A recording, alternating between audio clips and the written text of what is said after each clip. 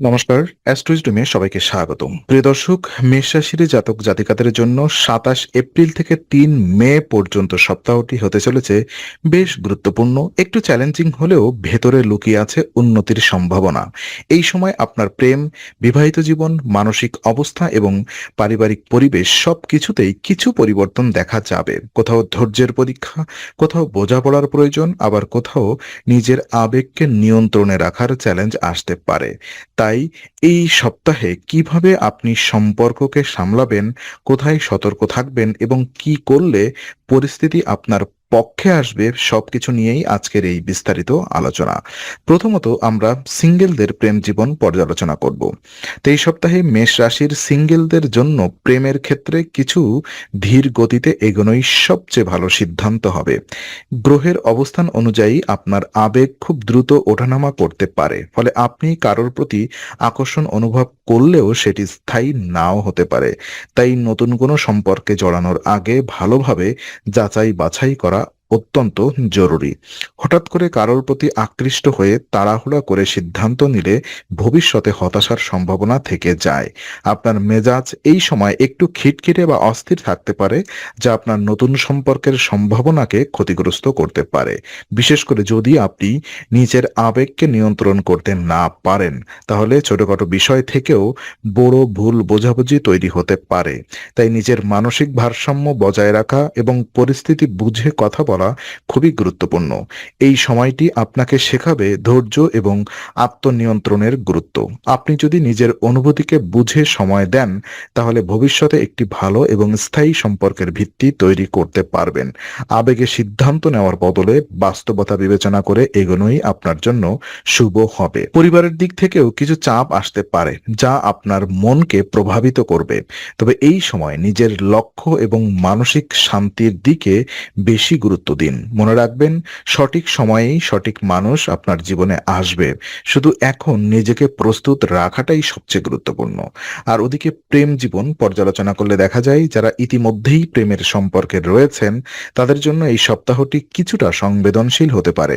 গ্রহগত প্রভাবে আপনার এবং আপনার সঙ্গীর মধ্যে ভুল বোঝাবুঝি তৈরি হওয়ার সম্ভাবনা রয়েছে। ছোটখাটো বিষয় থেকেও বড় সমস্যা তৈরি হতে পারে যদি আপনি পরিস্থিতিকে শান্তভাবে সামলাতে না পারেন। এই সময় আপনার কথা বলার ধরন খুবই গুরুত্বপূর্ণ ভূমিকা পালন করবে। যদি আপনি রাগ বা বিরক্তির মাথায় কিছু বলে ফেলেন, তাহলে তা সম্পর্কের ওপর নেতিবাচক প্রভাব ফেলবে। আর আম আ এই সবসময় চেষ্টা করবেন নরমভাবে এবং বুঝে কথা বলার। আপনার সঙ্গীর অনুভূতিকে সম্মান দিন এবং তার দৃষ্টিভঙ্গিও বোঝার চেষ্টা করুন। একই সঙ্গে এই সময়ে আপনার সঙ্গীকে পর্যাপ্ত সময় দেওয়া খুবই জরুরি। ব্যস্ততার কারণে যদি আপনি তাকে অবহেলা করেন, তাহলে সম্পর্কের মধ্যে দূরত্ব তৈরি হতে পারে। তাই যতটা সম্ভব সময় বের করে একসাথে সময় কাটানোর চেষ্টা করুন। এতে সম্পর্ক আরো দৃঢ় হবে। আপনার ব্যক্তিগত জীবনের কিছু অস্থিরতা আপনার প্রেম জীবনে প্রভাব ফেলতে পারে। মানসিক চাপ বা পারিবারিক সমস্যা আপনার আচরণে প্রতিফলিত হতে পারে, যা আপনার সঙ্গীর জন্য কষ্টদায়ক হবে।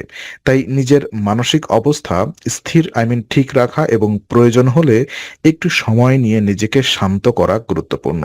এই সপ্তাহে সম্পর্ক টিকিয়ে রাখতে সবচেয়ে বড় চাবিকাঠি হলো ধৈর্য, বোঝাপড়া এবং যোগাযোগ। আপনি যদি এই ৩টা জিনিস ঠিকভাবে বজায় রাখতে পারেন, তাহলে যেকোনো সমস্যা সহজেই কাটিয়ে উঠতে পারবেন। আর ওদিকে বিবাহিত জীবন পর্যালোচনা করলে দেখা যায়, মেষ রাশির বিবাহিত ব্যক্তিদের জন্য এই সপ্তাহে পারিবারিক জীবন কিছুটা চাপে থাকতে পারে। ঘরোয়া দায়িত্ব এবং পারিবারিক সমস্যার কারণে মানসিক চাপ বাড়তে পারে। বিশেষ করে বাড়িতে কোনো অনুষ্ঠান বা অতিরিক্ত দায়িত্ব এলে আপনাকে আম অনেক কিছু সামলাতে হতে পারে, যা আপনার ক্লান্তি বা বিরক্তির কারণ হবে। এই সময় খরচও কিছুটা বেড়ে যেতে পারে। পারিবারিক প্রয়োজন বা অনুষ্ঠানের কারণে আপনার বাজেটের বাহিরে খরচ হতে পারে, যা নিয়ে দাম্পত্য জীবনে আলোচনা বা মতবিরোধ তৈরি হবে। তাই অর্থনৈতিক বিষয়গুলো নিয়ে স্বচ্ছতা বজায় রাখা এবং একে অপরের সঙ্গে আলোচনা করে সিদ্ধান্ত নেওয়া খুবই গুরুত্বপূর্ণ। আপনার সঙ্গীর সঙ্গে বোঝাপড়া বজায় রাখা এই সময় সবচেয়ে জরুরি।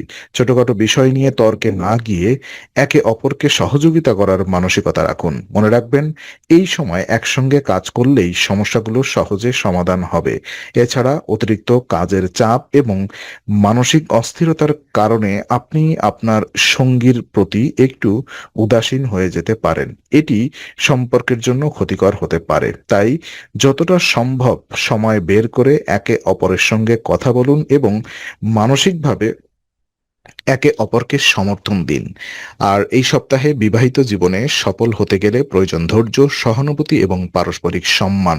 আপনি যদি এই গুণগুলো বজায় রাখতে পারেন তাহলে যে কোনো সমস্যার মধ্যেও আপনার সম্পর্ক আরো শক্তিশালী হয়ে উঠবে। আর বিশেষ কিছু সতর্কতা থাকবে।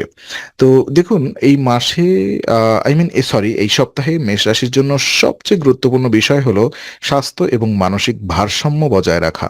গ্রহের প্রভাবে আপনি কিছুটা মানসিক চাপে থাকতে পারেন, যা আপনার শরীরের উপরে প্রভাব ফেলতে পারে। তাই নিজের স্বাস্থ্যের প্রতি অবহেলা করা একদমই ঠিক হবে না। বিশেষ করে নিজে থেকে ওষুধ খাওয়ার প্রবণতা থেকে দূরে থাকুন। অনেক সময় সামান্য সমস্যাকে বড় ভেবে নিজের মতো করে ওষুধ খাওয়া ভবিষ্যতের ক্ষতি হতে পারে।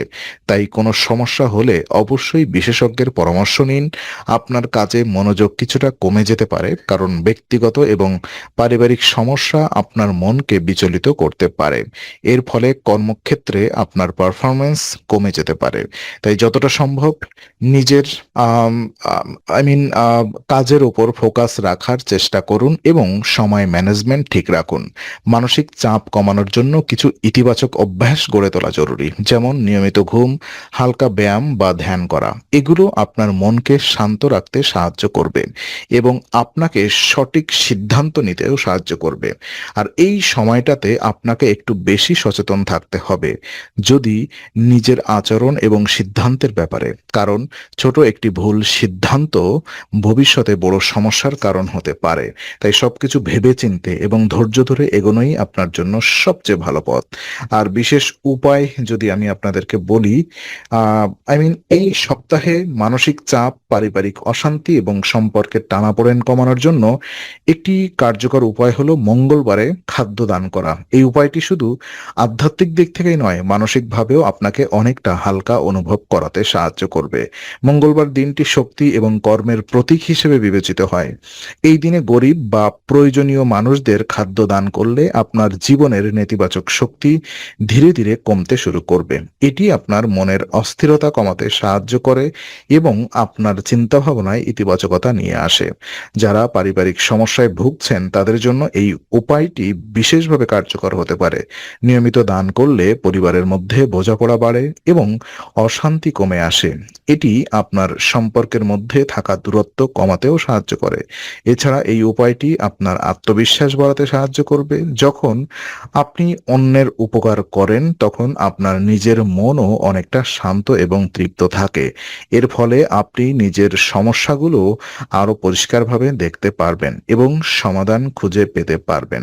সবচেয়ে গুরুত্বপূর্ণ বিষয় হলো এই উপায়টি করার সময় আপনার মনে যেন কোনো স্বার্থ না থাকে। নিঃস্বার্থভাবে এবং আন্তরিকতার সঙ্গে দান করুন, তবেই এর প্রকৃত ফল আপনি অনুভব করতে পারবেন। এই সপ্তাহে যদি আপনি এই উপায়টি নিয়মিতভাবে পালন করেন তাহলে মানসিক চাপ কমবে, সম্পর্কের উন্নতি হবে এবং জীবনের অনেক সমস্যাই ধীরে ধীরে সহজ হয়ে আসবে। তো আজকের আলোচনা আমরা এখানেই শেষ করছি। ভালো লেগে থাকলে ভিডিওটি লাইক, কমেন্ট এবং শেয়ার করুন এবং আরও এরকম গুরুত্বপূর্ণ ভিডিও পাওয়ার জন্য চ্যানেলটি সাবস্ক্রাইব করুন। আবার দেখা হবে, ততক্ষণ ভালো থাকুন, শান্তিতে থাকুন। নমস্কার।